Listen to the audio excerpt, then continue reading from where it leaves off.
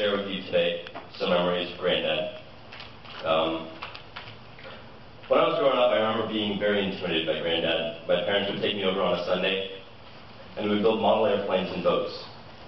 And I would show up, and he would have this card table set up in his office with these paintbrushes and files and X-Acto knives all laid out. And I'd sit there and I'd look around the room and I'd say, how in the world am I ever going to build a model as perfect as the ones he's got displayed around here? But he taught me. He taught me how to have patience with them, how to pay attention to all the details, how to stick with them even when there seemed nothing more frustrating in the world. The one thing about Granddad was he never let you get away with anything. One Father's Day when I was probably 8, I made this card for him with a P-51 Mustang drawn on it. And I was always really proud because he had it displayed in his office among all of his Snap-on awards, and my little card mate as an 8-year-old was up there with him.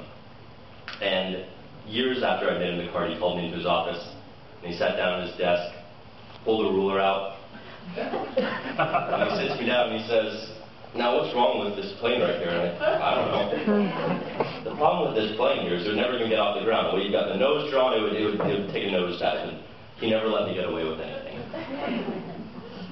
And that's what I appreciate now. Maybe I was frustrated then, but he was always there to teach me a lesson. And through all those lessons, he taught me a lot. He taught me how to pay attention to details. He taught me that you do your best on a job and you make it right and don't cut corners. And above all, you always finish what you start.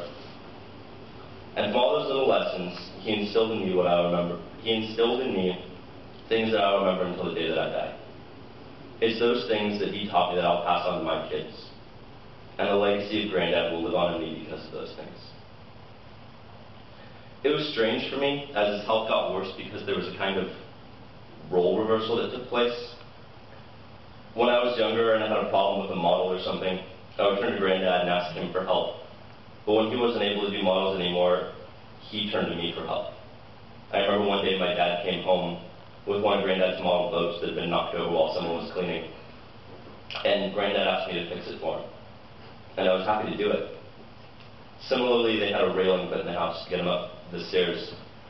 And the new metal railing didn't match the old wood cap one. And so I built him a wood cap to fix his railing. And I was out in his garage using the tools that he had taught me how to use. And I was able to do that for him.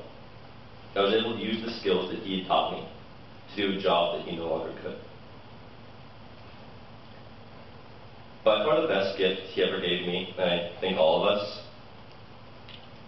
so the extra time, as much as it was a curse at times with the stress it put on him and the family, the time was really a blessing. I'm grateful that I was able to sit down with him on one of his good days and reminisce with him, much like I'm doing to you now. I got to tell him how much those days making models with him meant to me, and I got to thank him for teaching me all of the things that he's taught me. I was able to tell him that I loved him and have him say it in return. And that is a gift I will never forget as long as I live. Granddad held on for a long time, and I truly believe it was for all of us. I left for college in the fall very nervous because I was no longer right down the street if his health was to take a sudden turn for the worse. And if something was to happen, I knew it would not be as near my family as I was used to being. There were a lot of ups and downs in his health during my year away at school, but he held on until the day that I moved back home. On Friday morning, my dad helped me move out of my freshman dorm, and later that evening we went over to visit. I sat alone with him in his room as he slept, and I said to him, "Thank you for waiting for me, Granddad. It's okay to go now." And a few hours later, we got a call to be away. Before I leave, I want to share one last memory with you all. Whenever I would leave Grandma or Granddad's house, I would always say goodbye or goodnight to him. But the weird thing was, he very rarely responded in English.